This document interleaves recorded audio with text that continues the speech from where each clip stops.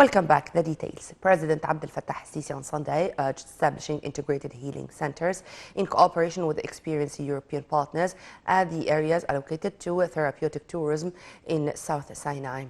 The president made these remarks as he chaired a meeting with officials at the Armed Forces Engineering Authority to follow up the pace of work at the projects carried out by the authority. On the development of the roads access bridges, particularly at Al Muqattam mountain area, President Sisi instructed providing all safety factors in order to ensure the flow of traffic movement in the area. The meeting also reviewed the efforts for optimizing the benefit from used spots of land in Greater Cairo, as well as the progress of work at the development projects nationwide. Prime Minister Dr. Mustafa Madbouli on Sunday headed for the British capital, London, to attend the funeral of Queen Elizabeth II on behalf of President Abdel Fattah al-Sisi.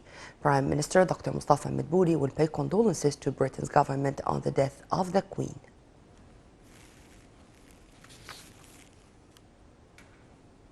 This came as Britain was gearing up on Sunday for the momentous state funeral of the Queen, as King Charles III prepared to host world leaders and as mourners queued for the final 24 hours left to view her coffin.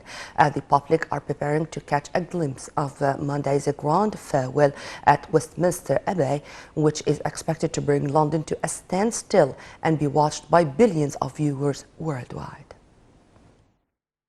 U.S. President Joe Biden was to pay his last respects in London to Queen Elizabeth II on Sunday, as ordinary mourners waiting in marathon lines were warned that time was running out to view her coffin lying in state. After witnessing the somber scene in Parliament's Westminster Hall, Biden, Japan's Emperor Naruhito, and other world leaders were due to attend a reception with King Charles III. Biden, who flew in late Saturday, said that Charles' mother defined an era after she reigned for a record-breaking 70 years, leading up to her death on September 8th, aged 96. Australia's Prime Minister Anthony Albanese, who viewed the lying in state and met Charles on Saturday, said that the Queen was a constant, reassuring presence. There was also a private audience at Buckingham Palace for Prime Minister Jacinda Ardern of New Zealand, which, like Australia and 12 other Commonwealth realms, now counts Charles as its sovereign. But in a sign of challenges ahead of the new king, Ardern said that she expected New Zealand to ditch the UK monarchy over the course of lifetime. The public were also camping out in advance to catch a glimpse of Monday's grand farewell at Westminster Abbey, which is expected to bring London to a standstill and be watched by billions of viewers worldwide. Queen Elizabeth's state funeral, the first in Britain since the death of her first Prime Minister, Winston Churchill, in 1965, will take place on Monday at Westminster Abbey in London at 11 a.m. The Interior Ministry organized on Sunday the first gathering of the children and youths of new urban cities. The gathering started at the police academy and will last for 3 days with the aim of providing support for the young generations and their families with the approach of the new school year. The gathering brought together citizens from Halina and Al Asmarat districts in Cairo and the Bashayr al Khair from Alexandria. The gathering was being held under the auspices of President Sisi and in the framework of We Are All One or Kulluna Wahid initiative.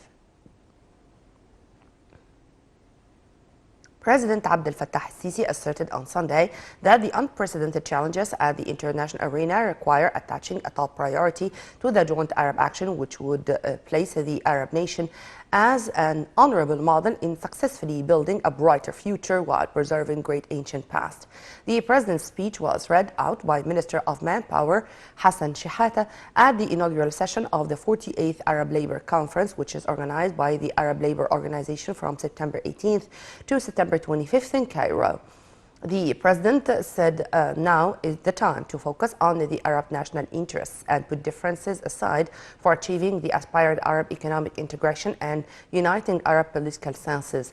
President Sisi also vowed Egypt's continued support for Arab causes and its keenness on the Arab security and stability.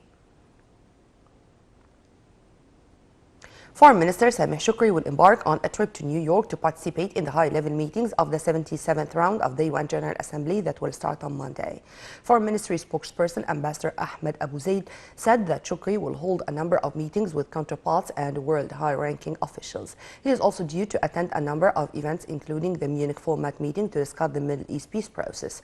Shukri's agenda also includes a ministerial meeting on the importance of water for ensuring food security, a meeting of the ad hoc liaison committee on coordinating world aid to the Palestinian people, and a third on supporting the UN Relief and Work Agency for Palestinian refugees in the Near East, UNRWA. Abu Zaid added that the agenda will also include a meeting with the five-member committee on Yemen and a roundtable event on regional stability.